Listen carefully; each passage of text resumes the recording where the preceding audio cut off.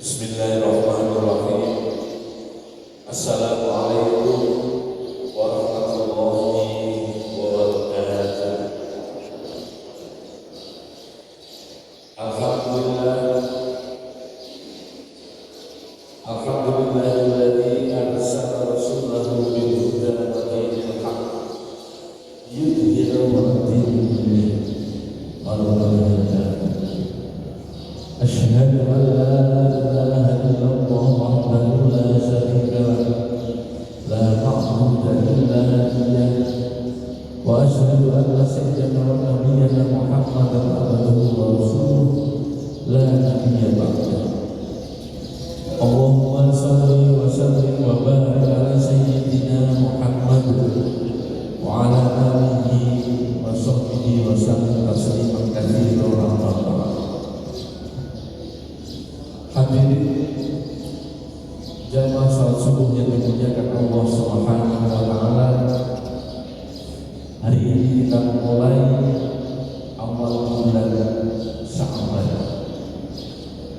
Itu artinya kita masih diberi kesempatan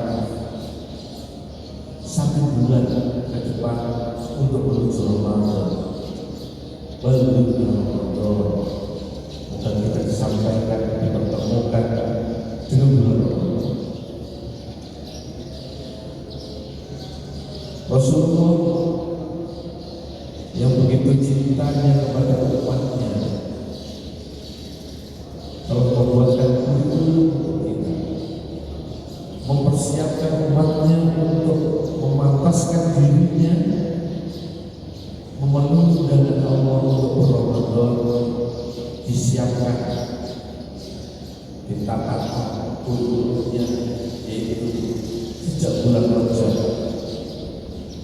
ada materi puasa sunnah bulan Rajab, disuruh memperbanyak istighfar, disuruh memperbanyak zikir kepada Allah Subhanahu wa taala, yang semuanya itu untuk mengokohkan, untuk memantaskan diri manusia.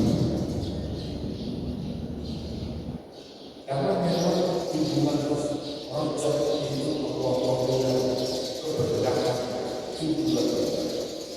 Begitu juga di bulan Sya'ban, Sya'ban. Bagaimana kita mendownload meraih keberkahan di bulan Sya'ban? Semua itu untuk memantaskan diri kita. Jadi keimanan itu juga minimal 2 bulan, minimal 2 bulan. Sebagaimana kurikulum Rasulullah bulan Rajab dan bulan Sya'ban 2 bulan.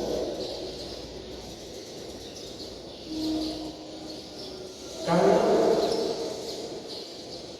Islam bisa dibuat semangat, tapi kalau iman tidak bisa dibuat semangat. Kalau Islam mungkin ada saudara kita yang belum menemukan hidayahnya, tapi besok Allah berkenal baru hidayahnya, maka besok dia menerapkan syahadat, dia menjadi seorang yang muslim, orang Islam. Tapi untuk menuju mukmin, orang yang Islam beriman, komitmen dengan agama yang sungguh, dan membutuhkan waktu, perjalanan, kesungguhan, keseriusan di jalan beribadah. Minimal agama itu adalah sholat. Sholat ini benar-benar membutuhkan satu kesadaran hati, kesungguhan secara hati, harus ada kesungguhan secara hati yang harus kita lakukan. Sehingga hal ini menjadikan setan itu terus bagaimana menghalangi permintaan umat muslim yang tidak melaksanakan kewajibannya sejak awal. Kelihatannya sungguh-sungguh serius dia tergesa-gesa karena ingin segera sholat, segera. Padahal tak sadar bahwa ketergesa-gesaan itu juga menjadi satu bagian strateginya setan untuk menjatuhkan kualitas ibadah kita. Kadang kita sebelum melaksanakan sholat harus berwudu karena sudah mendengar wudunya. Kadang kita agak tergesa-gesa sehingga suatu ketika Rasulullah melihat ada sholat asbihul wudu, sempurnakan wudu kamu. Karena melihat begitu cerobohnya sahabat itu hanya ingin agar tidak ketinggalan sholatnya. Sehingga para ulama kita setelah ada berkumandang dikasihkan waktu juga ada ujian-ujian soal-soal yang kita baca untuk menuju iqamah. Ini adalah waktu yang diberikan agar kita ketika sholat tidak sampai tergesa-gesa.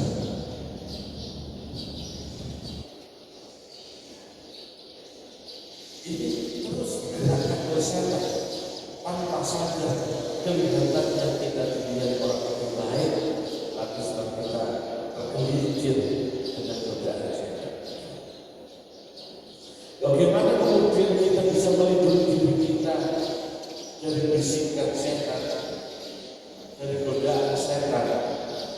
Menurut Imam Syafi'i, pertama kita adalah kemudian bermuhasabah, koreksi diri kita masing-masing, dan wajib diberi iman terus meningkatkan kualitas keimanan kita. Mengapa muhasabah ini penting? Dibagi karena kita rajin mendatangi majelis taklim, pengajian, kita mendapatkan ilmu dari para kiai, para penceramah. Semua itu kemudian membuat alat untuk kita menilai diri kita, untuk bermuhasabah. Karena muhasabah ini sebagaimana diperintahkan oleh Allah, untuk menjaga diri kita, melindungi diri kita agar langkah ke depan demi langkah ke depan semakin baik. Dan itu terus diingatkan oleh para dokter setiap zaman. Jadi makna dari kata itu intisar Allah ini wajib melaksanakan perintah Allah, menjalani larangan Allah. Itu adalah bagian dari muhasabah. Bagaimana satu bukan yang larang ibadah saya, kemudian ada satu energi semangat untuk menjadikan pekan ke depan menjadi lebih baik. Kalau tidak dibagi rasa muhasabah, semangat bermuhasabah, mengevaluasi diri kita masing-masing, maka tidak akan jalan. Maka itu akan menjadi satu sebatas rutinitas yang dilaksanakan. Tidak ada semangat untuk memperbaiki, semangat untuk meningkatkan kualitas ibadah.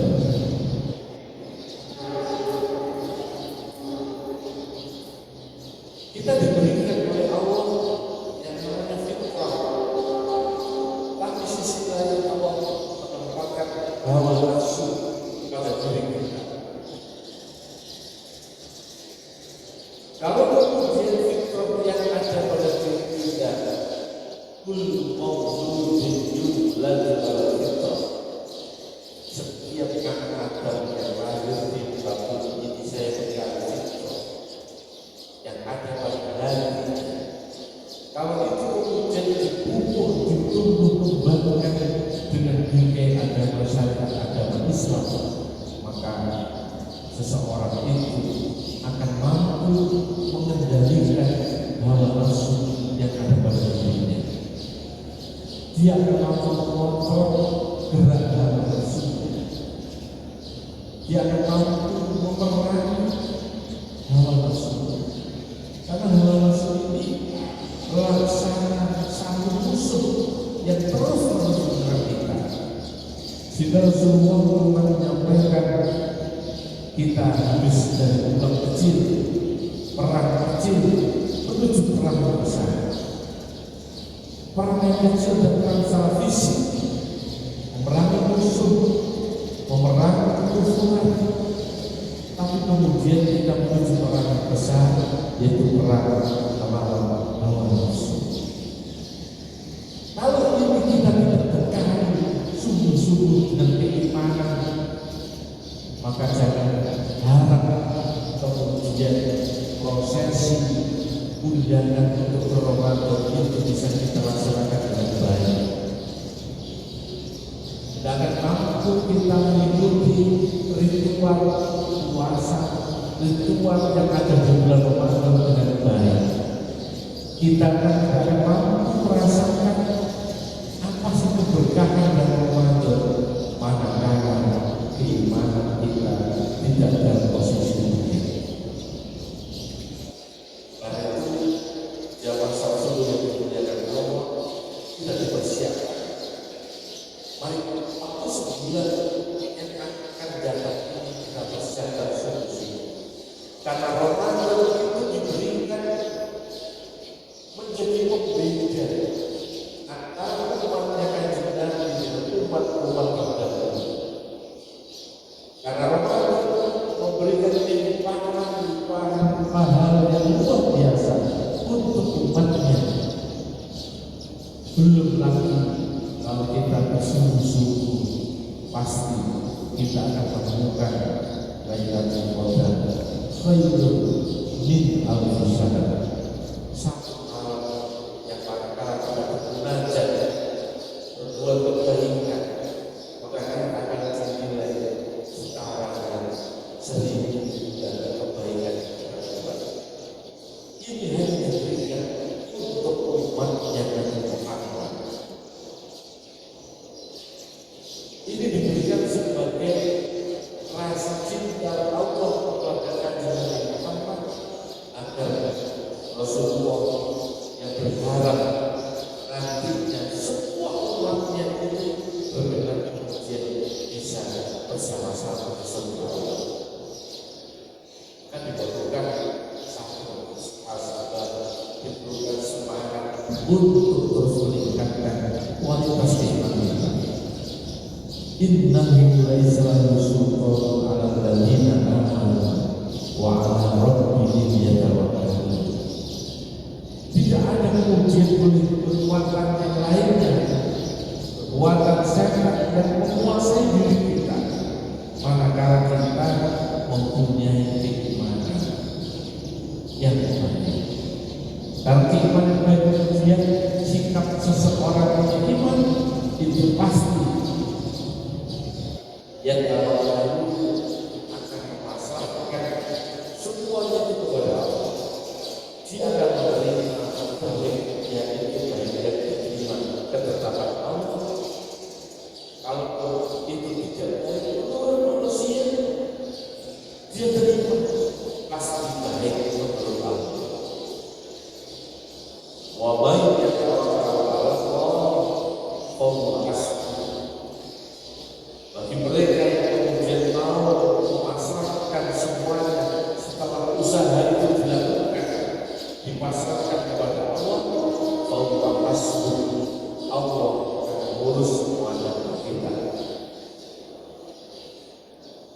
Yang tidak benar itu usahanya belum maksimal, langsung dipasrahkan kepada apa yang mau dititipkan kepada Allah.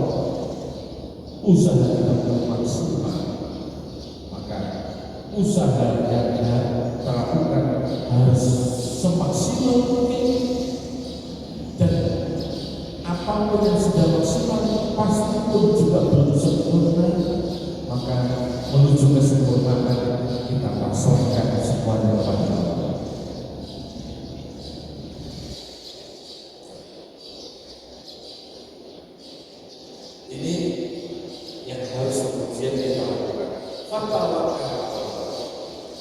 kepada Allah. Artinya apa? Biar manusia ini akan menerima kodok ketetapan Allah syar'ihi khairihi wa syarrihi. Orang yang sudah punya iman yang baik pasrah kepada Allah, apapun ketetapannya dia menerima, taslim, menerima. Apakah ketetapan itu baik atau jelek, itu kita bisa belajar. Baik dan jelek itu sebenarnya hanya karena persepsi manusia. Kalau apa yang dikehendaki Allah pasti baik untuk kita. Sehingga bahasanya ketika kita kena musibah, menerima ketetapan yang Allah menurut kita kurang baik, kita bagaimana? Pasti ada hikmahnya. Itu artinya pasti baik. Karena tidak ada hikmah itu membawa sesuatu yang pasti baik. Bagaimana kemudian kita menjaga keimanan ini agar bisa stabil? Fadlullah katsiran wasabbihu radallahu asli. Kita dorong terus meningkatkan rasa iman kita kepada Allah, dzikir kepada Allah, melunakkan hati kita yang keras ini hanya sama dengan dzikir kepada Allah. Allah dzikrillah tatma'innul qulub. Misalnya ketika kita terus mampu meningkatkan rasa cinta kita kepada Allah dan Rasulnya dengan cara berzikir, membaca kalimat-kalimat baik, membaca sholawat kepada Nabi, maka insya Allah kita akan mampu menjaga keimanan yang Allah berikan itu, bahkan bisa semakin bertumbuh kembang menjadi baik. Insya Allah di bulan Sabar akhirnya kita akan mampu meraih keberkahan bulan Sabar sebagai modal kita untuk memantaskan diri menuju jalan Allah. Ya ayyuhalladzina amanu kutiba alaikumusiyam kama kutiba alal ladzina min qablikum la'allakum tattaqun. Kita dipersiapkan oleh Rasulullah menuju ke bulan Ramadan 2 bulan. Ketika kita sudah pantas, maka kita akan enjoy Ramadan. Kita akan merasakan keberkahan Ramadan. Kita bayangkan kalau panjenengan mendapatkan undangan menghadiri syukuran pelantikan bupati misalnya, pasti undangannya ada catatannya pakai baju batik. Kok kita nggak pakai baju batik? Bisa jadi kita sebelum masuk sudah ditolak. Kalau sudah masuk kita tidak enak, canggung dilihat kepada kanan kiri, kok akan hendak gawe batik ini. Rasanya akan bisa kita rasakan. Tetapi kalau kita sudah memenuhi undangannya, pakai batik, dia pakai batik, maka kita masuk enak. Dipersilahkan disambut dengan baik, prasmanan makan jadi enak. Coba kalau kita tidak sesuai dengan undangannya, ya kita tidak enak. Sebegitu juga ketika kita dipanggil dan berorban. Ingat Ramadan syahriku mati. Ramadan itu adalah bulan untuk umat kepada Nabi. Maka monggo mari kita bersama-sama mempersiapkan diri dengan 1 bulan ke depan untuk terus meningkatkan keimanan ketakwaan kita semuanya.